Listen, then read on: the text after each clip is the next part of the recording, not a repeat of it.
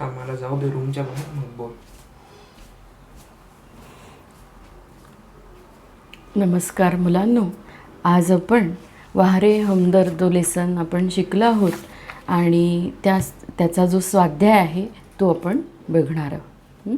शब्दसंसार जो दिलेला आहे, शब्दार्थ, ते सगळ्यांनी लिहून घ्यायचे आणि ते आपल्या वहीमध्ये लिहून टाकायचे आहेत. बघा, पहिला प्रश्न, पुस्तक काढा, पान नंबर 13 आणि त्याच्यावर पहिल्यांदा दिलेलं आहे बघा, सूचना के अनुसार कृतियाँ कीजिए, संजाल पूर्ण कीजिए.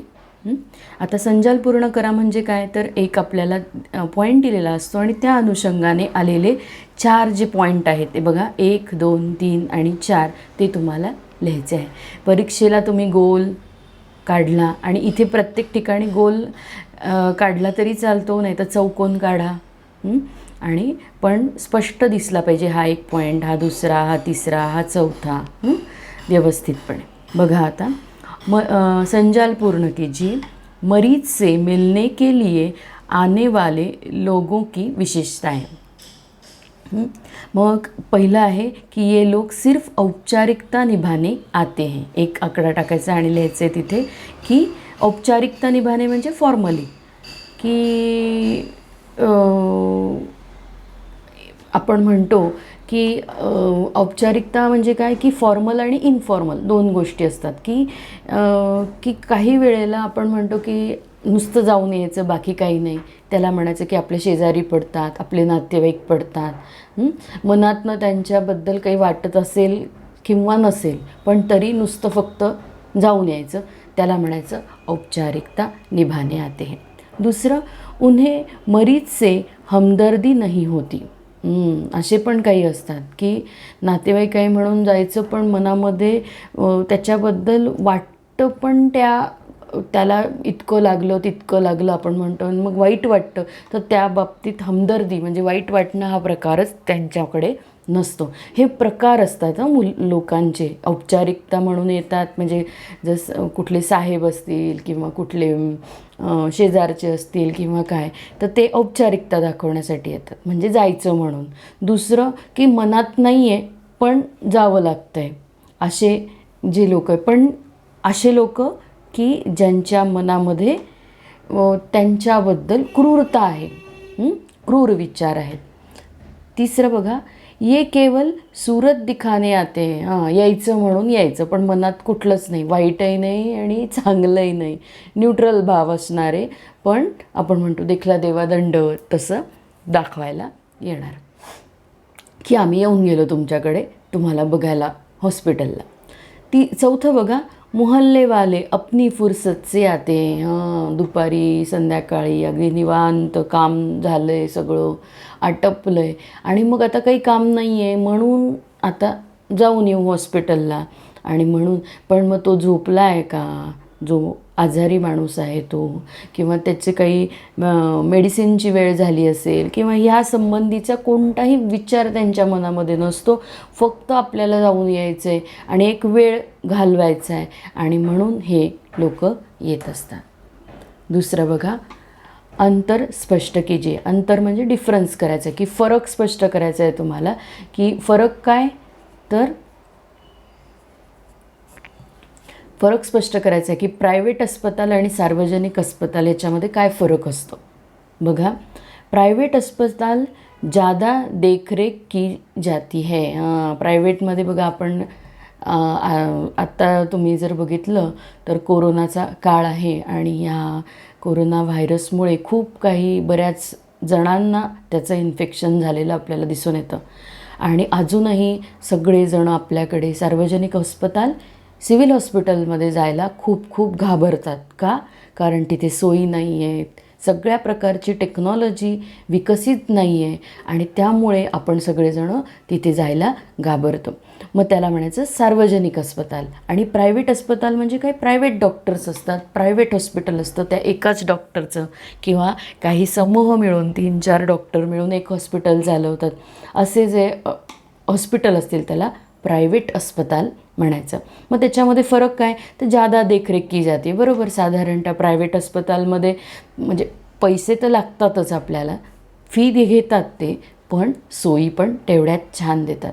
दुसरं, सार्वजनिक अस्पतालमध्ये काय असतं तर कम से कम देखरेख की जाती आहे. सोयी जास्त नाही, तिथे कुठल्याही प्रकारची फॅसिलिटी नाही, आणि अशा प्रकारे ही सार्वजनिक अस्पताल आहे.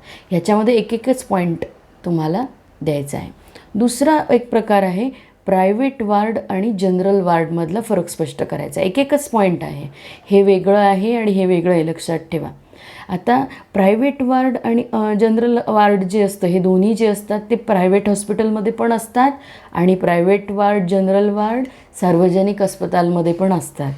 फक्त फरक एवढा, प्रायव्हेट वार्ड म्हणजे काय, स्पेशल रूम आपण घेतो, आणि स्पेशल रूम घेतल्यावर काय होतं, समय का कोई बंधन नहीं, जब चाहे जितनी देर चाहे आ सकते हो और रुक सकते हो. म्हणजे आपण केव्हाही जाऊ शकतो प्रायव्हेट वार्डमध्ये. पण जनरल वार्डमध्ये पण कसं असतं की तिथे मात्र 10 ते 15, 16 जसे कॉट असतात तशा प्रकारे, कॉट म्हणजे इथे बेड, लक्षात ठेवा की जशा प्रकारचे बेड त्यांच्या सोयी जनरल वॉर्डमध्ये ठेवलेले असतील तर ते जनरल पेशंट असतात. जनरल पेशंट तिथे ॲडमिट केले जातात, आणि हे जे जनरल पेशंट असतात हे त्यांचे नातेवाईकही भरपूर येतील, कारण 15-16 एका वॉर्डमध्ये जर पेशंट असतील, मोठा हॉल असतो आणि त्याचे कंपार्टमेंट केले जातात, त्या हॉलचे छोटे छोटे, आणि पडद्यानेच केले जातात, बाकी काहीच नाही. आणि अशा प्रकारे मग जनरल वॉर्ड तयार केला जातो, आणि मग ह्यांचे नातेवाईक पण काय असतात तर केव्हाही येतात. मग त्यांना काहीतरी शिस्त लावावी म्हणून जनरल वॉर्डमध्ये मात्र काय असतं, एक निश्चित समय पर मरीज को मिल सकते हैं. जनरल वॉर्डमध्ये एक निश्चित समय असतो, प्रायव्हेट वॉर्डमध्ये निश्चित समय नसतो. पुढे तिसरा, आकृति में लिखिए अस्पताल में आए सोनाबाई के बच्चों की शरारतें. सोनाबाई म्हणजे लेखकाच्या शेजारी राहणाऱ्या ज्या होत्या, त्यांच्या मोहल्ल्यामध्ये राहणाऱ्या अशा सोनाबाई त्यांच्या मुलांना घेऊन आल्या, आणि त्यांनी काय काय केलं ते तुम्हाला लिहायचं आहे.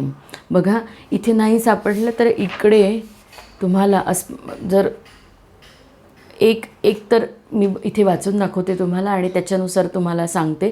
एक बच्चा कुर्सी पर चढ़ गया, एक आकडा. दुसरा काय, दूसरा बच्चा मेज पर चढ़ गया. आता हाच पॉईंट त्यांनी इथे दिलेला आहे बघा, पान नंबर 11वरती शेवटचा पॅरेग्राफ आहे बघा. एक बच्चा आपण टाकायचं त्याच्यामध्ये, एक बच्चा कुर्सी पर चढा, तो दूसरा बच्चा मेज पर. तिसरा मुद्दा काय लिहायचा आहे बघा की सोनाबाई की छोटी लड़की दवा की शीशी लेकर कथकली डांस करने लगी. तिसरं. आणि चौथं लिहायचं आहे, सोनाबाई का एक लड़का मेरी टांग के साथ, मेरी चाय लिहू नका लागेल तर डायरेक्ट टांग के साथ लटक रही रेती की थैली पर बॉक्सिंग की प्रॅक्टिस कर रहा है. म्हणजे एक मुलगा बॉक्सिंगची प्रॅक्टिस करतो, एक मुलगी जी तिने काय केलं, शीशी म्हणजे जी दवा औषधाची जी बाटली असते ती फोडली, आणि त्यात म्हणजे कथकली डान्स करत करत ती फोडली. एक मुलगा खुर्चीवर चढला आणि दुसरा मेजवर चढला. अशा प्रकारे म्हणजे ह्या मुलांनी वेगवेगळ्या प्रकारे लेखकाला त्रास द्यायला सुरुवात केली. पुढचं बघा, कारण लिखिए. लेखक को अधिक गुस्सा अपनी पत्नी पर आया.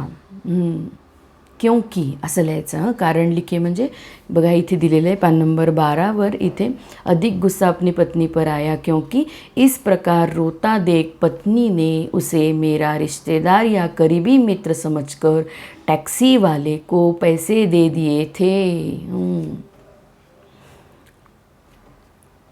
लेखक कहते हैं कि मेरी दूसरी टांग उस जगह तोड़ना जहाँ कोई परिचित न हो. दुसरं बघा की असं का बरं म्हणताय लेखक की कारण का एक पाय तुटल्यावरती काय झालं, म्हणजे फ्रॅक्चर झाल्यावरती असे अनेक लोक, तऱ्हेतऱ्हेचे लोक त्रास द्यायला आले. तर त्याने सांगितलं की देवा, आता ईश्वराला प्रार्थना केली त्याने, लेखकाने, की जेव्हा दुसरा पाय जेव्हा फ्रॅक्चर होईल त्यावेळेला मात्र काय करू, तर मला कोणी भेटायला येऊ नये, म्हणून अशा ठिकाणी की जिथे कोणीही येणार नाही, परिचित ओळखीचा कुठलाही व्यक्ती. असं का म्हटला लेखक? क्योंकि बघा सगळ्यात शेवटची ओळ, क्योंकि बड़े बेदर्द होते हैं ये हमदर्दी जताने वाले. बघा 5वां आता प्रश्न, शब्द समूह के लिए एक शब्द लिखिए. वह स्थान जहाँ अनेक प्रकार के पशु पक्षी रखे जाते हैं. आता त्याला शब्दसमूहातला एक शब्द लिहायचा आहे आपल्याला. फक्त शब्द लिहायचा आहे, लक्षात ठेवा. त्याला काय, पशुपक्षी जिथे ठेवले जातात तिथे काय, त्याला काय म्हणणार, चिडियाघर. इथे टिंब द्यायचं आहे खाली, चिडियाघर. दुसरं, जहाँ मुफ्त में भोजन मिलता है. मुफ्त में भोजन मिलता है, लंगर म्हणतो आपण त्याला, किंवा त्याला भंडारा पण म्हणतो आपल्या महाराष्ट्रीयन भाषेमध्ये. शब्द बनाइए. आता ह्याच्यामध्ये पण आपल्याला शब्द बनवायचा आहे की उपसर्गयुक्त शब्द. उपसर्ग म्हणजे काय, की इथे तुम्ही हम लावू शकता किंवा बे लावू शकता. बघा आता इथे बेदर्द उपसर्ग लावून आपण एक शब्द बनवला. दुसरं, आता इथे एक दर्दला, आता हमदर्द जसा आपण लावला तसं प्रत्यययुक्त काय वापरणार तुम्ही, हमदर्द हा उपसर्ग होता, लक्षात ठेवा. आणि दर्दला आपण काय केलं, दर्दनाक. नाक हा काय लावला, प्रत्यय लावला. प्रत्यय नेहमी शेवटी येतो, लक्षात ठेवा. आणि उपसर्ग नेहमी आधी येतो. पुढे आता इथे तसंच निश्चित हा शब्द दिलेला आहे, त्याला उपसर्ग लावायचा आहे आपल्याला. अनिश्चित उपसर्ग लावून आधी आपण उपसर्ग लावून आपण केलं, आणि निश्चितला आपण प्रत्यय लावला, निश्चितता.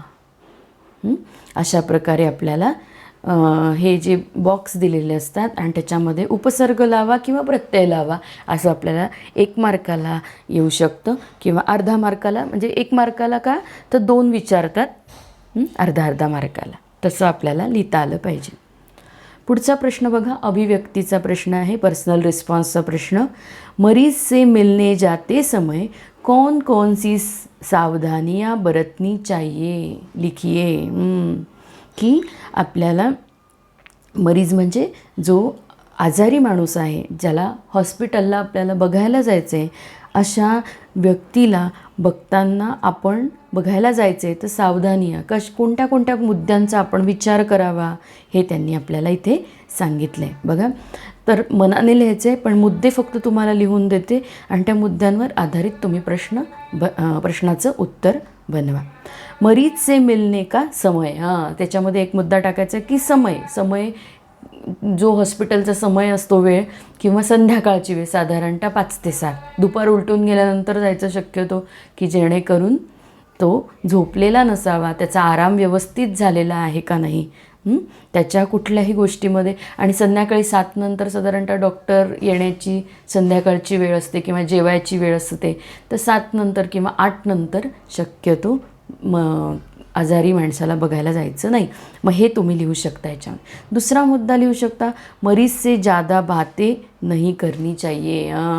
खूप बडबड करत बसायची नाही की जेणेकरून त्या आजारी माणसाचं डोकं दुखेल. तिसरा मुद्दा लिहू शकता, नकारात्मक भाव से नहीं बोलना चाहिए. कुठल्याही प्रकारचे निगेटिव्ह जे विचार असतात की तुम्ही आता बरंच होणार नाही, किंवा काहीतरी वेगळीच ट्रॅजेडी सांगतात काही जणं, की असं असं झालं होतं आणि मग त्याचं पाय कधीच बरा नाही झाला, तो अजूनही लंगडतच चालतो, असं काही विचित्र बोलायचं नाही. कारण का, तर तो बरा होणारा असतो, त्याला आपण, आणि तो आधीच आजारी आहे आणि त्याला अजून आपण निगेटिव्हली बोलून काय करत असतो, त्याच्या आशेचं निराशेमध्ये रूपांतरण करत असतो, आणि म्हणून हे करायचं नाही.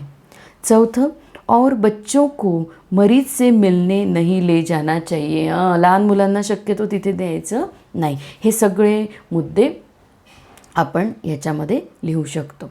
मुलांनो, आजचा आपला स्वाध्याय संपला आहे. याच्या व्यतिरिक्त तुम्हाला काही पाहिजे असेल माझ्याकडून तर नक्की मला सबस्क्राईब करा. माझ्या जे चॅनल्स आहे त्याचं नाव आहे सिद्धी क्लासेस. आणि अजून काही तुम्हाला माझ्याकडून पाहिजे असेल तर नक्की कमेंट करा. काही अडचण असेल तर नक्की सांगा, म्हणजे सुधारण्याचा मी तो प्रयत्न करेन. आजचं संपलं आहे. तुम्ही वहीत व्यवस्थित सगळं लिहून घ्यायचं आहे, म्हणजे परीक्षेला जाताना तुम्हाला छान वाचता येईल. स्वतःच्या भाषेत लिहिल्यानंतर ते जास्त चपखल लक्षात येतं.